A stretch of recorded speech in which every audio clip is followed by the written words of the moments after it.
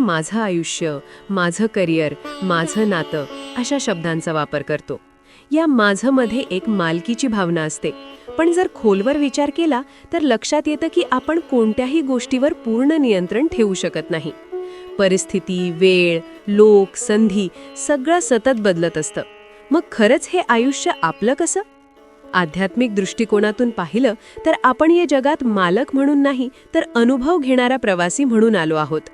प्रत्येक घटना, प्रत्येक नातं, प्रत्येक यश अपयश हे आपल्याला काहीतरी शिकवण्यासाठी येतं.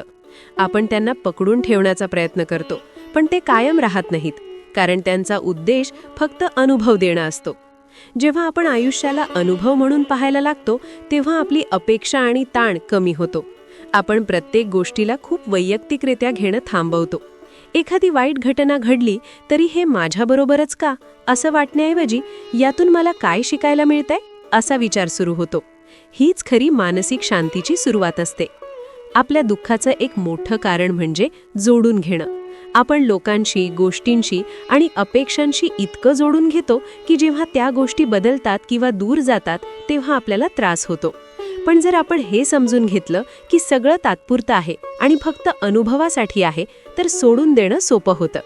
याचा अर्थ असा नाही की आयुष्यात काहीच महत्त्वाचं नाही किंवा आपण निष्क्रिय व्हावं.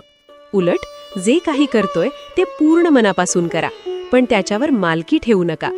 प्रेम करा, काम करा, स्वप्न पहा, पण हे लक्षात ठेवा की हे सगळं एक प्रवासाचा भाग आहे, अंतिम सत्य नाही. शेवटी जेव्हा आपण आयुष्याला माझं म्हणून नाही तर एक सुंदर अनुभव म्हणून पाहायला लागतो तेव्हा जगण्याची पद्धत बदलते. आपण हलकं वाटायला लागतो, जास्त आनंदी होतो आणि प्रत्येक क्षण अधिक जागरूकतेने जगतो. कारण तेव्हा आपण पकडून ठेवत नाही, फक्त अनुभव घेतो.